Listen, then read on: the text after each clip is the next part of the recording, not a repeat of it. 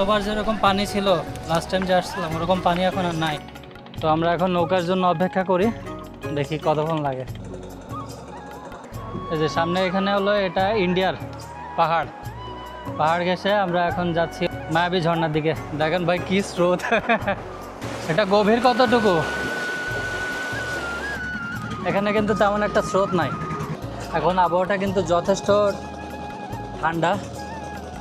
যখন যে টাইমে আসছিলাম ওখানে কিন্তু তখন ওই টাইমে প্রচুর গরম ছিল।